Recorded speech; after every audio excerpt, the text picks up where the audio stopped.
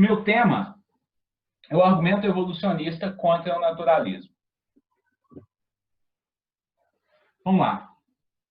O argumento evolucionista contra o naturalismo, ele foi apresentado inicialmente por Alvin Plantinga, um dos mais influentes filósofos da religião na atualidade. Foi introduzido com a intenção de mostrar que o naturalismo filosófico é uma posição autoderrotante. A intenção do Plantinga não era atacar a verdade da tese naturalista. Muito embora, né, como um filósofo teísta, certamente ele pense que o naturalismo seja falso. Mas a ideia dele era mostrar que a aceitação do naturalismo é irracional.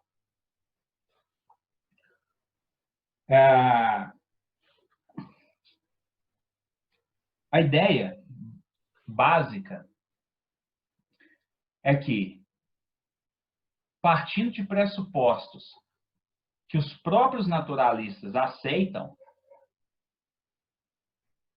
esses pressupostos acabam por oferecer um anulador para a própria tese naturalista. Nesse sentido, então, é que o naturalismo é autoderrotante. Bem, esse argumento, né, embora tenha sido introduzido lá em 93, numa importante obra do Plantinga de epistemologia, sofreu algumas modificações ao longo do tempo.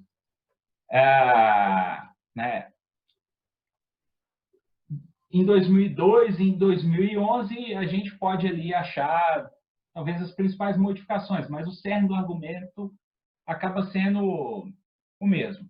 A versão que eu vou apresentar aqui é um certo Frankenstein das versões que aparecem nesses 3 livros, e também num artigo de 2000. Vamos lá. O argumento, propriamente dito, né, pode ser dividido em 2 partes. A primeira parte, né, vai constituir uma premissa central para o argumento. A ideia dado o naturalismo e a evolução, é improvável que a cognição humana seja confiável.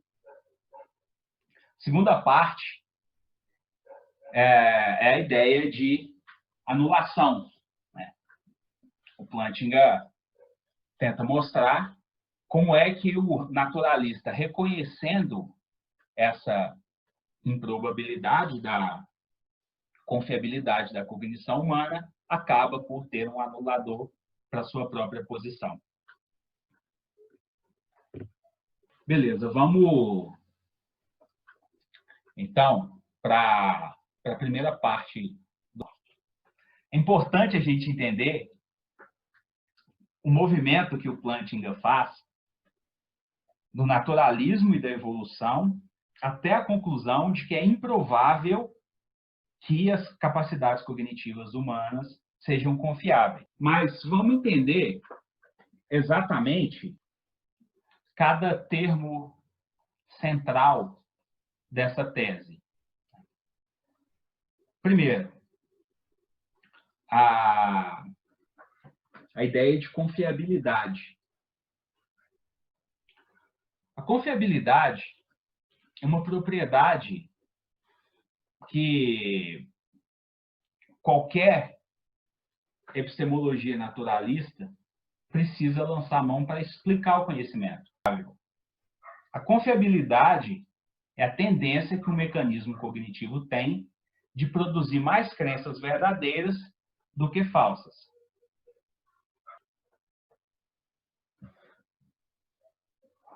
O naturalismo, por sua vez, né, a gente falou aqui do naturalismo, eu não deixei claro exatamente qual o conteúdo da tese naturalista.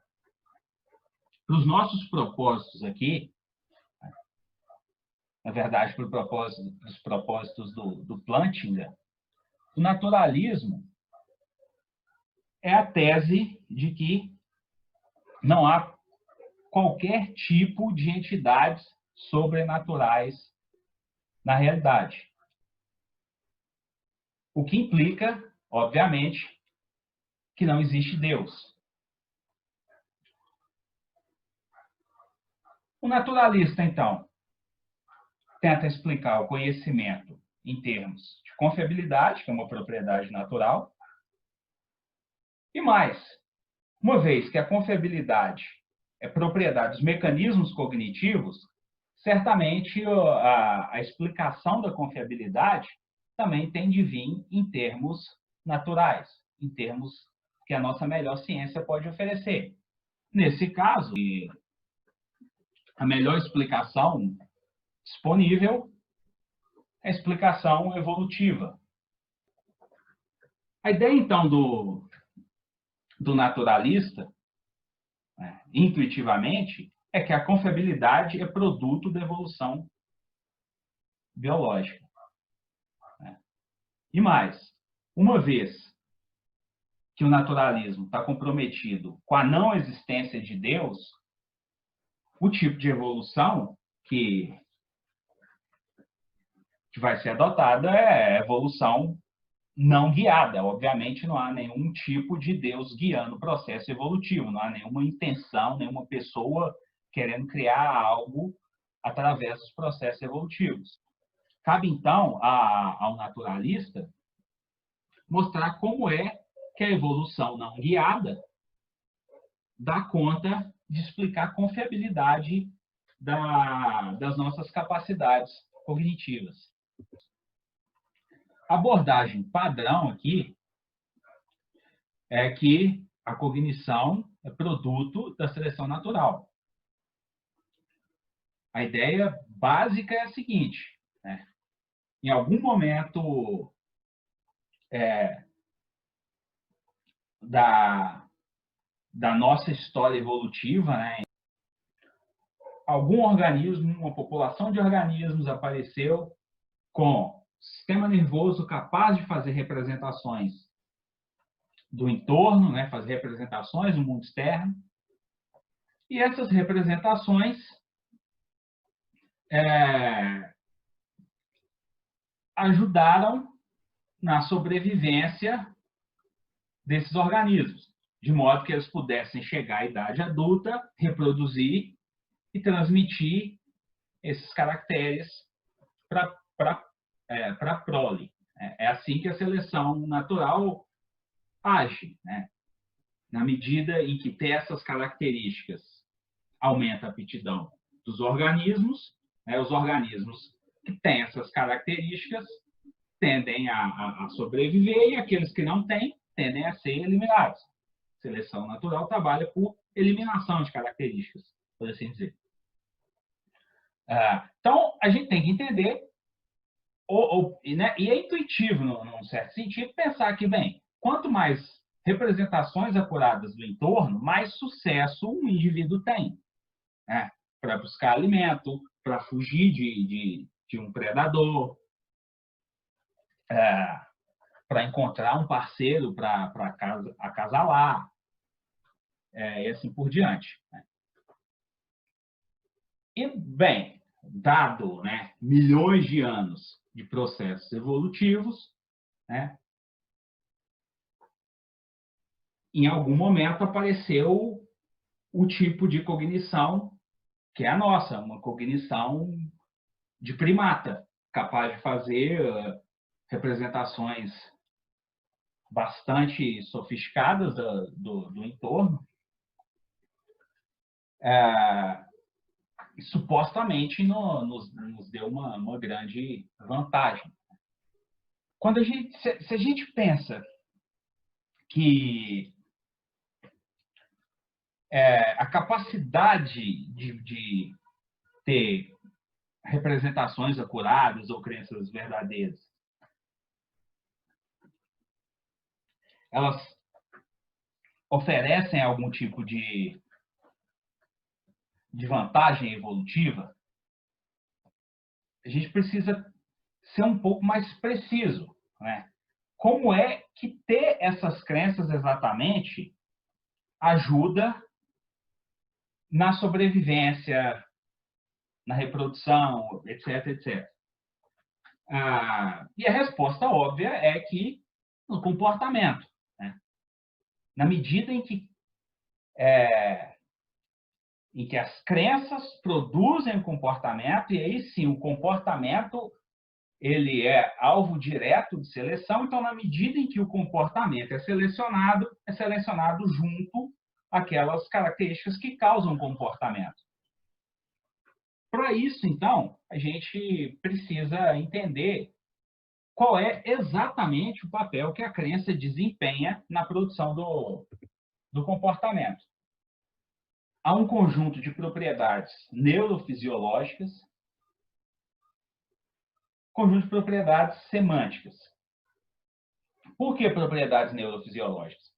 Bem, porque o naturalismo, uma vez que rejeita qualquer tipo de entidade sobrenatural, qualquer tipo de substância pensante, a crença tem de ser entendida como uma ocorrência cerebral, como uma estrutura física.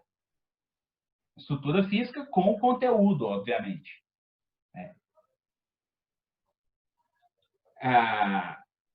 E uma vez que uma crença é uma ocorrência física no cérebro, ela vai depender de neurônios, né, das conexões que esses neurônios fazem, do potencial de ação em cada um desses neurônios para transmissão de informação, né? Porque a informação vem do mundo externo via órgão dos sentidos, é processada no cérebro e depois, quando usada para gerar comportamento, ela precisa ser enviada para os músculos, né, através de outros neurônios. Então, quando a gente pensa no papel causal que a crença desempenha no comportamento, entender esse conjunto de propriedades neurofisiológicas é crucial. Mas, por outro lado, né, uma crença é sempre acerca de algo. Uma crença é um estado representacional. Né? É uma crença sobre um predador, né? Sobre um tigre de bengala. Uma representação qualquer. Né? Por exemplo, eu tenho a crença aqui de que há cerveja na geladeira. Né? Certamente, se eu tenho vontade de tomar cerveja, eu levanto e vou até a geladeira. Mas esse comportamento, né, essa ação minha de levantar e ir até a geladeira, ela dependeu do conteúdo representacional da crença, né? Ou seja, de uma estrutura física com conteúdo. Bem, recapitulando, então. A ideia é que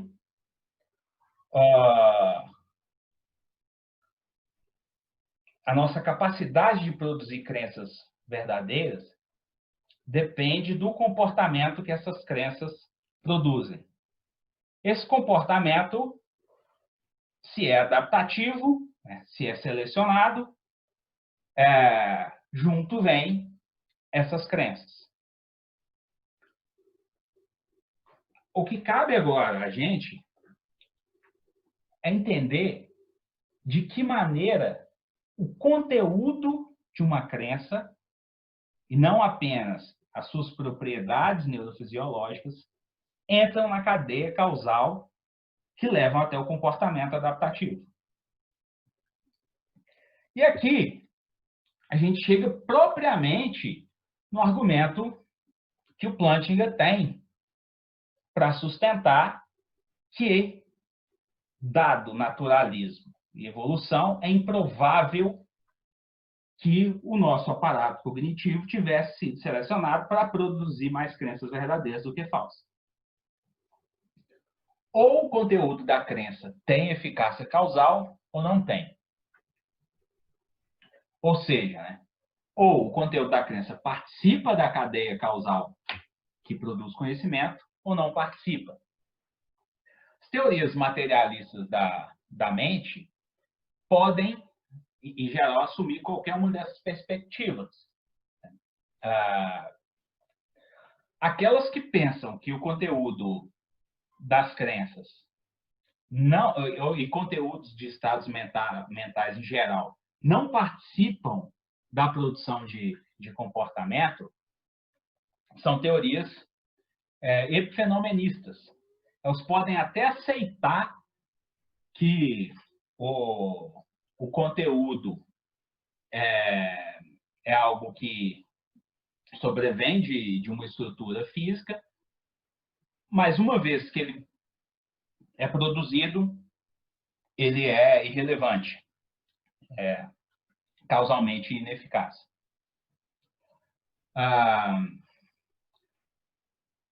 E claro, né,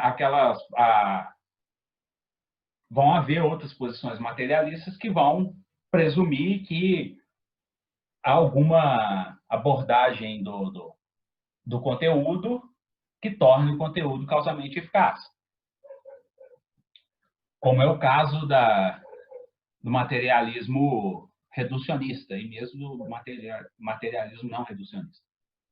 Vamos pensar, então, primeiro, nessas teorias que são as teorias epifenomenistas, né?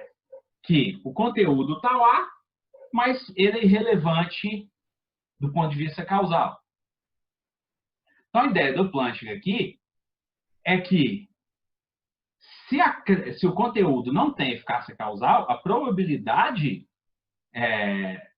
da confiabilidade é baixa. Porque, pensa, o que a gente está dizendo é que a crença produz comportamento, e esse comportamento é o que conta para a seleção. Né? Porém, se o conteúdo é irrelevante, parece que seria um milagre que as crenças selecionadas fossem aquelas crenças com conteúdo verdadeiro. É muito improvável que isso ocorresse. E não é só isso, né? O Plantinga, além de dizer, né, que se o conteúdo da crença não desempenha papel causal, a confiabilidade é baixa, ele pensa que, pelo menos na primeira versão do argumento, né, ele pensa que o epifenomenismo semântico é irresistível.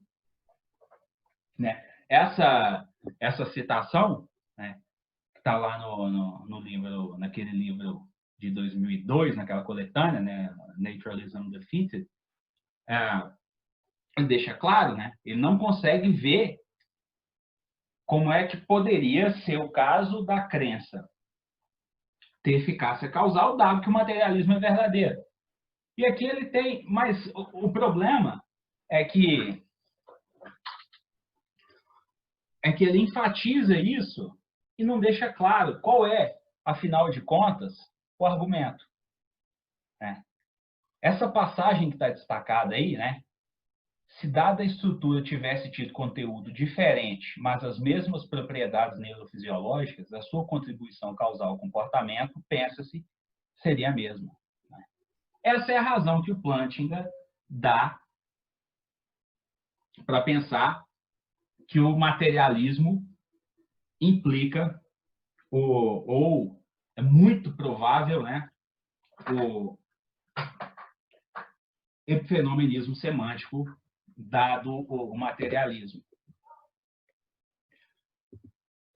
O argumento, uma maneira de entender esse argumento, né, embora eu não tenha colocado aqui em termos probabilísticos, né, mas nem o Plantinga coloca, como essa passagem parece deixar claro, né, a ideia é que, se o conteúdo tem eficácia causal, então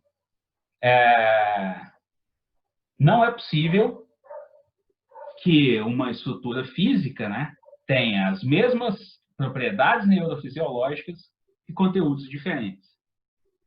No entanto, é possível que uma estrutura tenha as mesmas propriedades neurofisiológicas e conteúdos diferentes. Portanto, não é o caso que o conteúdo seja causalmente eficaz.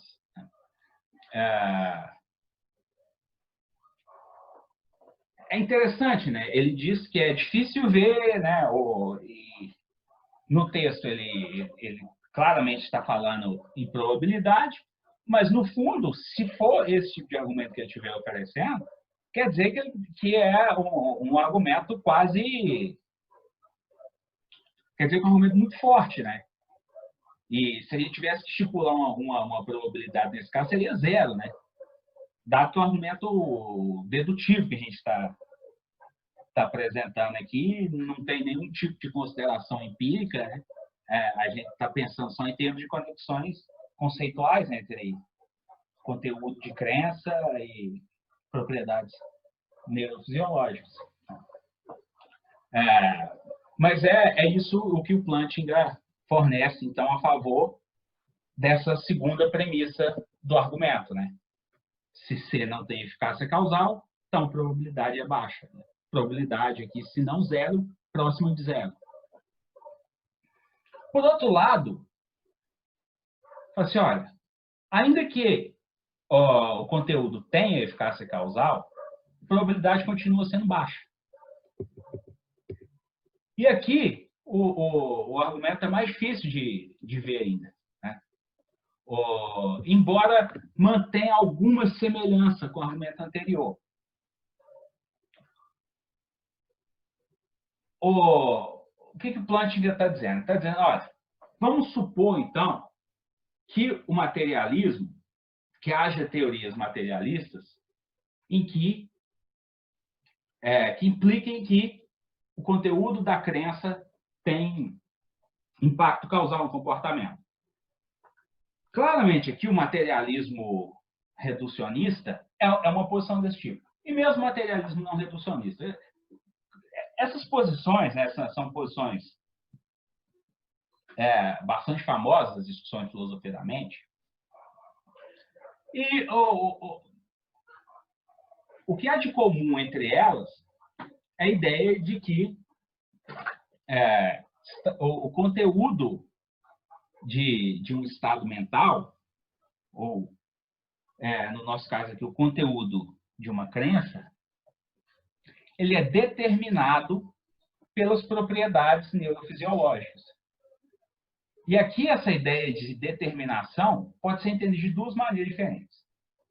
Ou é determinado porque o conteúdo da crença é um conjunto complexo de propriedades neurofisiológicas. Se a gente pensar que o nosso cérebro faz cada neurônio é capaz de fazer várias conexões, e se eu pensar que uma crença é uma combinação desse monte de conexões, né, não há limites para a quantidade de crenças que possam ser produzidas. Essa é uma perspectiva sobre como explicar o conteúdo das crenças. Por outro lado, eu posso não querer reduzir o conteúdo das crenças a esse complexo de estados neurofisiológicos e dizer, porém, que há um certo tipo de dependência contrafactual entre uma certa configuração de estados neurofisiológicos e o conteúdo. Né? É a chamada tese da sobreveniência. Quer dizer, que conteúdos mentais sobrevêm a estados neurofisiológicos. O Plantinga apresenta as mesmas considerações para ambas as versões do materialismo. A versão de 2011, tanto do artigo, né, Seleção Natural e Conteúdo, e o livro, né, ele dá mais atenção a esses dois tipos de materialismo. No entanto, o tom da conversa dele é sempre o mesmo. Né? ele pode até aceitar. A gente fala assim, olha, eu consigo até ver aqui um caso em que a crença tenha, conteúdo tenha eficácia causal, porque o conteúdo é determinado pelas propriedades neurofisiológicas. No entanto, né, ainda assim, ele não vê razão para pensar por que a crença tem de ser verdadeira para que seja adaptativa, para que produza comportamento adaptativo. Então, veja, no argumento anterior, ele diz que, olha, eu vejo aqui que é possível ter a mesma estrutura neurofisiológica com conteúdos diferentes. Agora aqui ele diz, olha, eu posso ver os mesmos conteúdos, mas com valores de verdade diferentes. Então, veja, a estrutura é parecida, mas ele muda de conteúdo para valor de verdade, né? Não há exatamente aqui um argumento elaborado. Ele só está dizendo que, bem, tanto quanto eu vejo, um comportamento adaptativo que foi determinado por uma crença, essa crença poderia ser verdadeira tanto quanto falsa.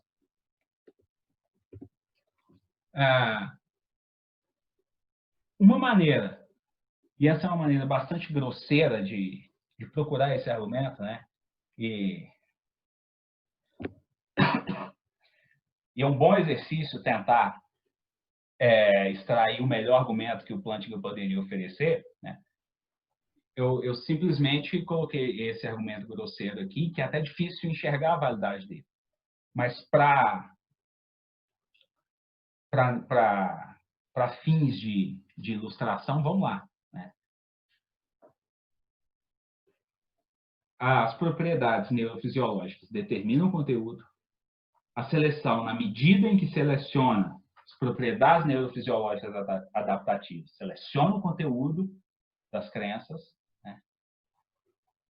Bem, só que é fácil você pensar num indivíduo qualquer se comportando de tal maneira porque acredita que há um predador à sua frente, mas essa crença é falsa, né? Mas, em vários casos, essa crença acaba tendo valor adaptativo, de modo que não é necessário que uma crença seja adaptativa e verdadeira, né? Não preciso que uma crença seja verdadeira para ser adaptativa. O que o Plantinga está tentando fazer é quebrar a conexão entre verdade e adaptação. No fundo, é isso. Tá querendo dizer, não há uma conexão especial aqui entre essas duas coisas. Difícil ver como é que o nosso aparato cognitivo poderia ter sido selecionado para produzir mais crenças verdadeiras do que falsas, dado que a verdade e a falsidade são irrelevantes para a seleção natural, né? Para a adaptação. Sendo assim, né, o argumento a favor da primeira premissa do argumento geral, né, fica estabelecida, né? Uma vez que a gente considerou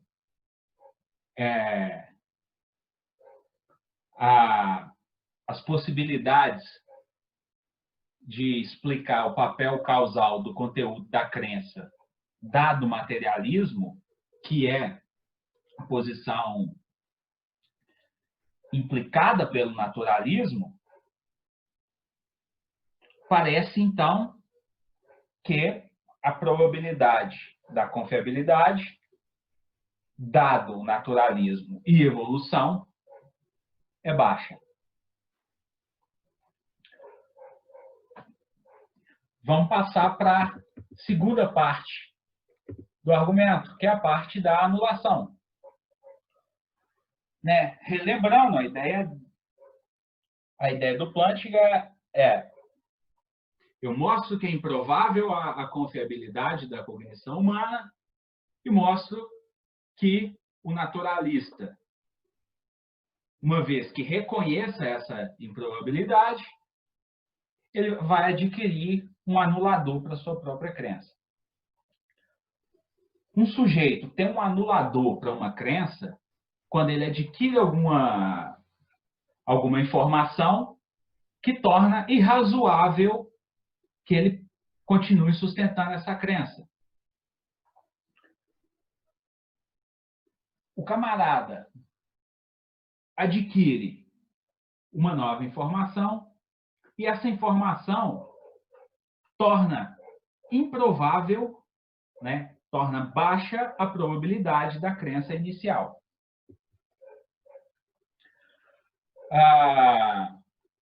Vamos considerar o seguinte exemplo, né? Para aqueles que assistiram Blade Runner, o exemplo é bastante claro, né?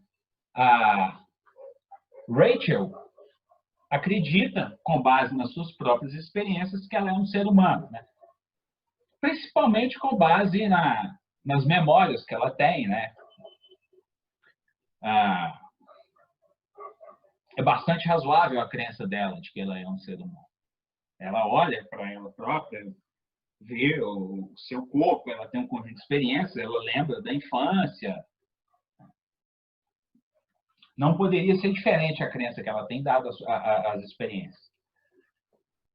O Deckard, o caçador de androides, descobre que a Rachel não era humana, era, na verdade, um androide, né? um modelo avançado de androide, cujas memórias tinham sido implantadas da sobrinha do dono da empresa fabricante dos androides. Deckard, então, conta para Rachel que essas memórias são implantadas. A Rachel, então, passa a ter agora um anulador para a crença de que ela era um ser humano, né? Se essa informação for forte o suficiente para tornar improvável a crença dela, a obrigação dela é suspender o juízo, abandonar a crença, né? Ela torna-se razoável ela continuar acreditando que é um ser humano. Essa é a estrutura geral da anulação. Repare agora que, uma vez que o naturalista reconhece que a probabilidade da confiabilidade das nossas capacidades cognitivas é baixa, dado o naturalismo e a evolução, ele passa agora a ter um anulador para a proposição de que as nossas capacidades cognitivas são confiáveis. Bem, vamos considerar outro tipo de anulador.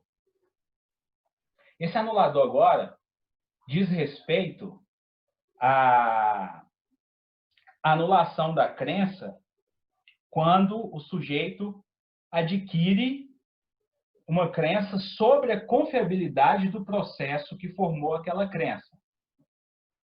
Então, a ideia é a seguinte: se o sujeito adquire a crença de que o processo que ele usou para formar determinada crença não é confiável, ele agora tem um anulador para essa crença. Considere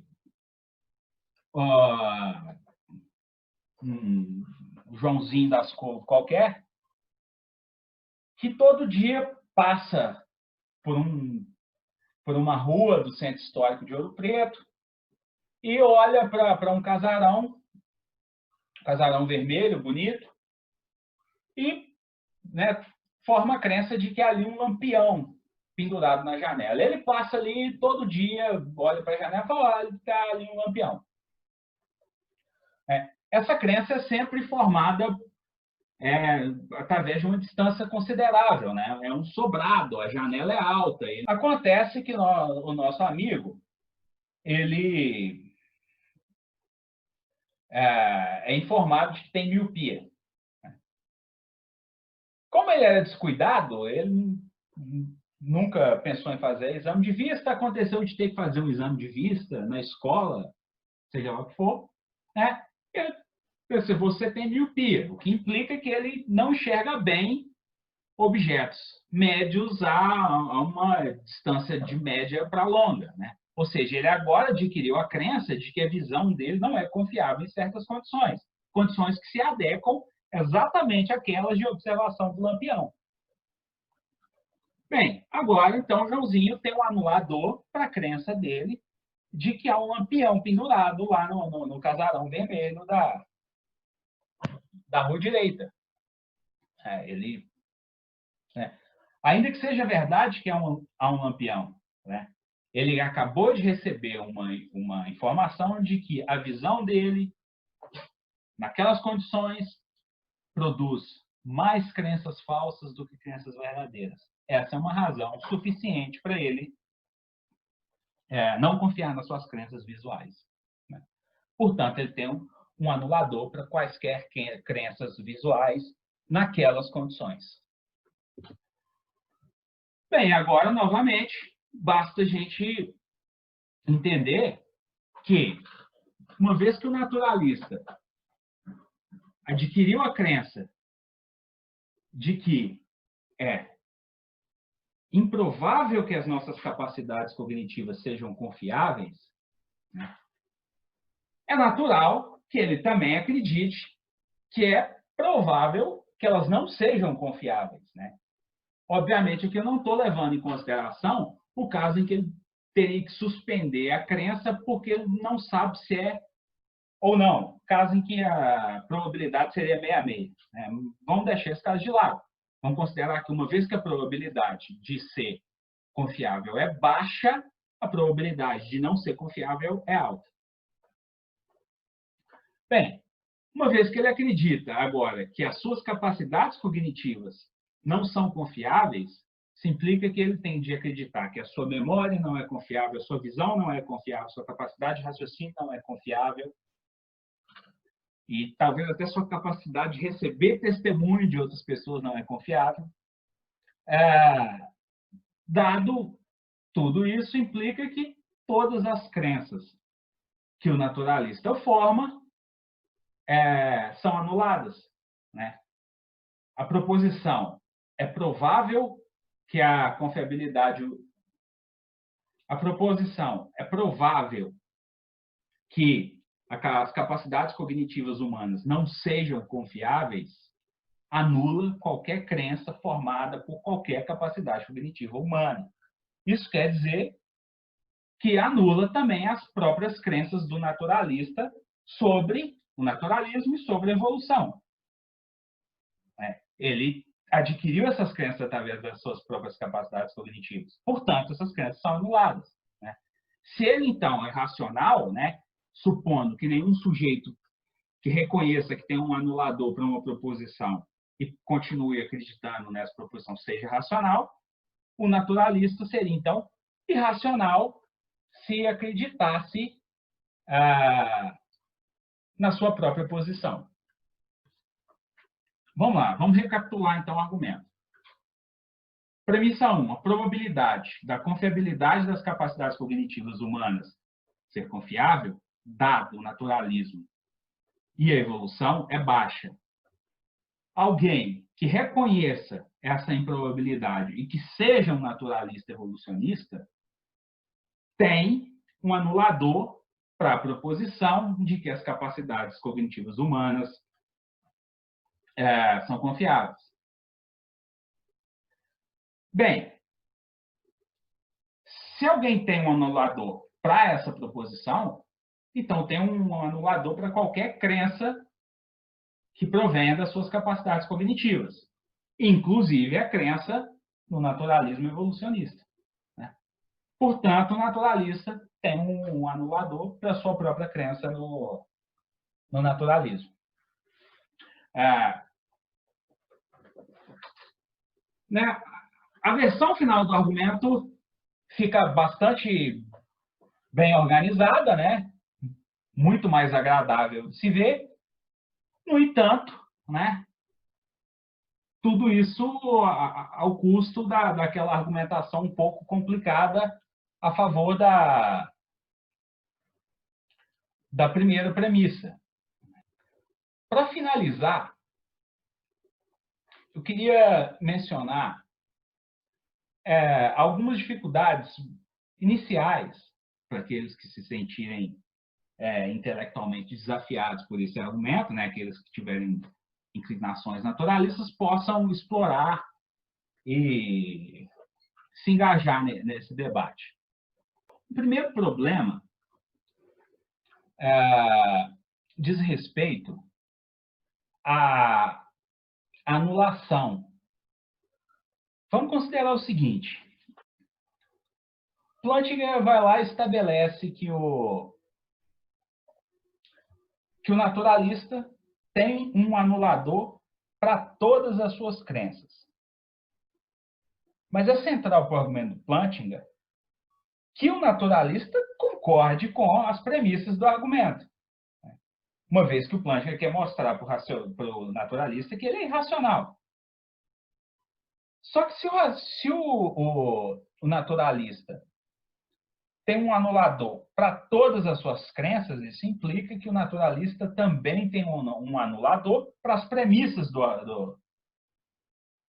argumento que o Plantinga oferece.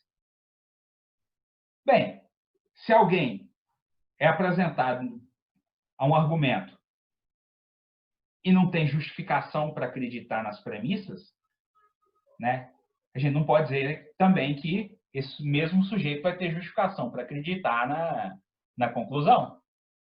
Pode ter justificação independente para acreditar na conclusão, mas com base nas premissas ele não vai ter, uma vez que depende das premissas estarem justificadas para ele. Né? Portanto, né, essa autoanulação da posição naturalista parece ser maior do que o Plantinga pretendia, né? Porque ela parece destruir o próprio argumento do Plantinga. Né?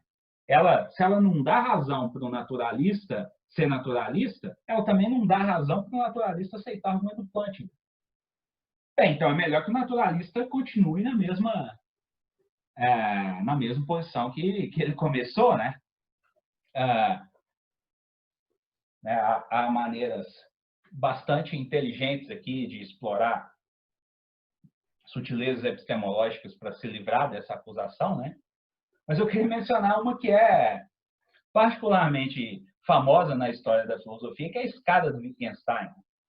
Para aqueles que lembram do Tractatus Lógicos Filosóficos, né? O Wittgenstein, as tantas lá, quando quer defender que, no final das contas, problemas filosóficos são confusões linguísticas, né? Ele acaba pressupondo também certas posições filosóficas. E ele se percebe disso.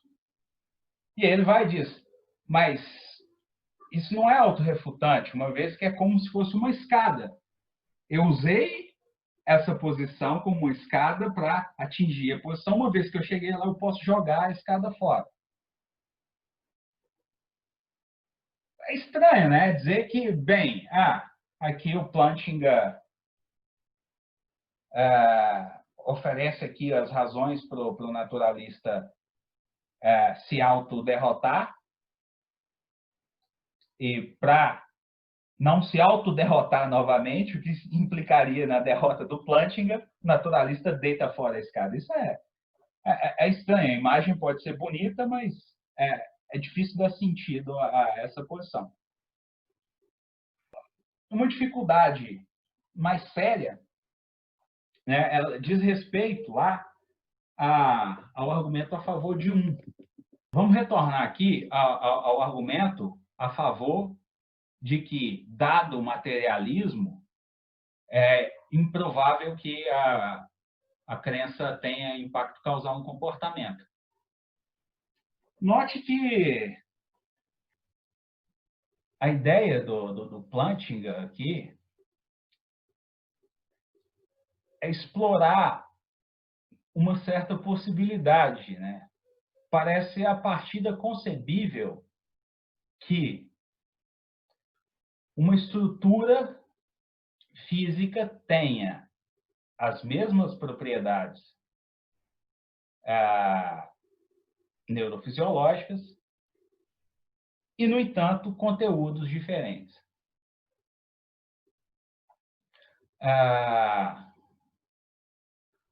Mas vamos pensar o seguinte: se o naturalista é também materialista, e o materialista quer dizer que há um certo tipo de dependência contrafactual entre as propriedades neurofisiológicas e o conteúdo da crença, isso quer dizer que, num sentido, não é possível que uma estrutura tenha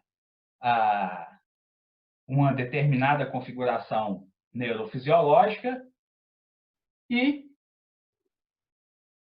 um conteúdo diferente, né? A gente poderia pensar, né, em termos de mundos possíveis aqui e raciocinar da seguinte forma, né? Por exemplo, a minha crença de que a cerveja na geladeira ela tem uma determinada configuração neurofisiológica, né? Se essa configuração determina o conteúdo dessa crença, quer dizer que nos mundos possíveis em que eu tenho essa mesma configuração física, eu também tenho o mesmo conteúdo. Uma vez que eu estou supondo que a sobreveniência, né? Ou, no mínimo, aí um certo tipo de conexão nomológica ou algo parecido.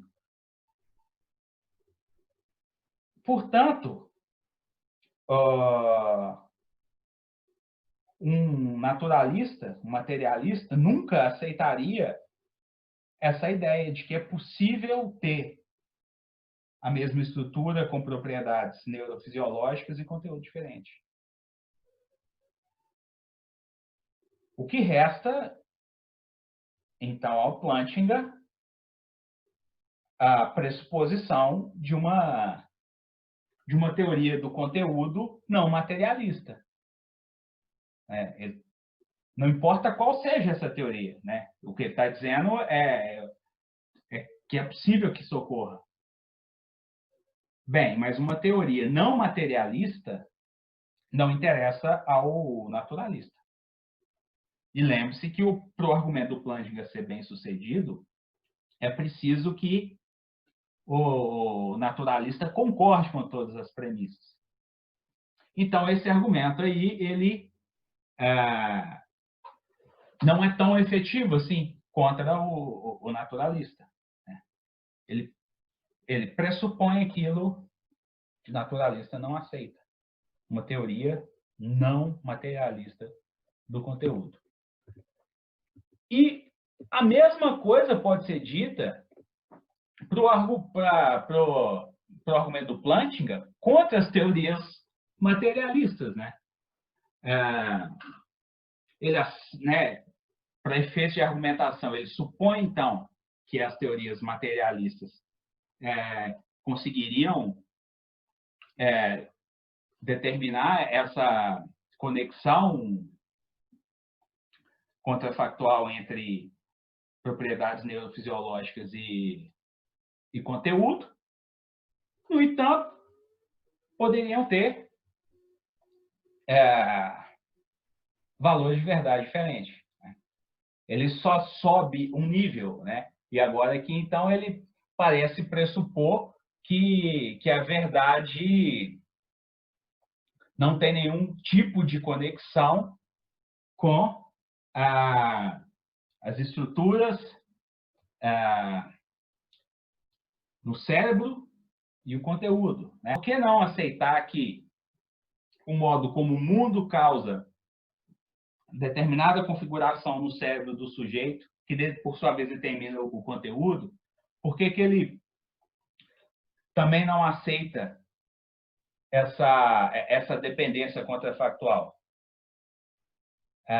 Mais uma vez, né? Ele está pressupondo aí um certo tipo de teoria semântica que o um materialista e um naturalista não aceitariam, né? Mais uma vez, torna inefetivo o ataque dele ao naturalista. Né? A gente, né, o próprio argumento do Plantinga aí parece ser um pouco atrapalhado, né? Não é muito claro, é difícil achar esse argumento no texto dele. No entanto, ele ainda parece reconhecer que ele faz esse tipo de pressuposição. A partir de 2011, a Natural Selection and Content, ele argumenta contra três importantes teorias naturalistas sobre o conteúdo. Né? A teoria do Dredske, da indicação, semântica da indicação, o funcionalismo e a teleossemântica.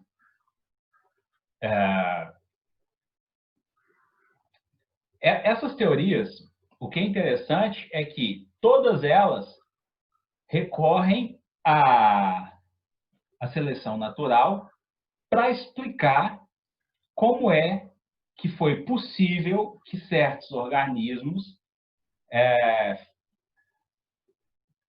fizessem representações do ambiente em seu entorno. Nesse sentido, então, qualquer que seja essas teorias, elas tentam reduzir, são teorias, portanto, materialistas, elas tentam reduzir o conteúdo da crença, o conteúdo da representação, a algum tipo de propriedade biológica.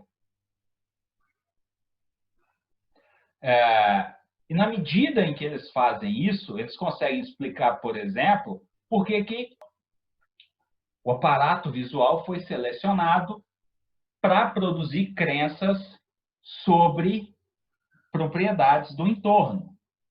Então, essas teorias, no sentido, elas conseguem explicar o conteúdo, como é que crenças adquirem conteúdo sobre coisas básicas do entorno, como envolve a presença de predadores, disponibilidade de parceiro sexual, né, detecção de claridade, né, todas essas coisas que, como a gente mencionou inicialmente, né, seria de se esperar que aumentasse a aptidão dos organismos.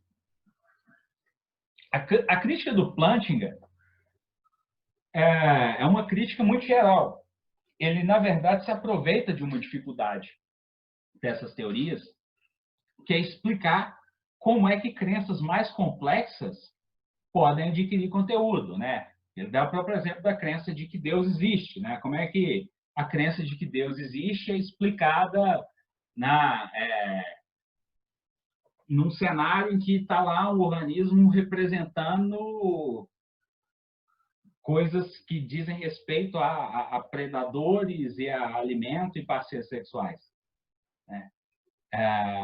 Claramente, se a gente pensar na história evolutiva desses mecanismos, é difícil mesmo explicar o conteúdo de crenças como Deus existe, a própria crença, né, que expressa a tese naturalista, ou crenças científicas complexas, né, crenças sobre teoremas da lógica. O Plantinga olha para isso e fala, se essas teorias forem verdadeiras, elas impossibilitam essas crenças. Implica que essas crenças não têm conteúdo, mas essas crenças obviamente têm conteúdo. Portanto, essas próprias teorias são inaceitáveis. Ele pensa que, para o próprio naturalismo, esse tipo de teoria é inaceitável. Né? Então, veja, esse é um argumento independente. Né? Ele já não é mais o argumento naturalista contra, já não é mais o argumento evolucionista contra o naturalismo, mas, digamos assim, é um reforço, né? É uma tentativa de mostrar que não há um materialismo reducionista razoável que o naturalista pudesse adotar. Mas vejam, essa é uma dificuldade que essas teorias enfrentam. Não são dificuldades mortais. Há várias tentativas de resolver esses problemas, né? A teleossemântica, por exemplo, é bastante promissora, né? Seria exagero se a gente achasse que uma leve indicação de problemas de teorias fosse suficiente para terminar a discussão, né? São essas as dificuldades que mais claramente saltam aos olhos quando a gente apresenta o argumento dessa maneira. Eu acho que vale a pena explorá-las. Obrigado.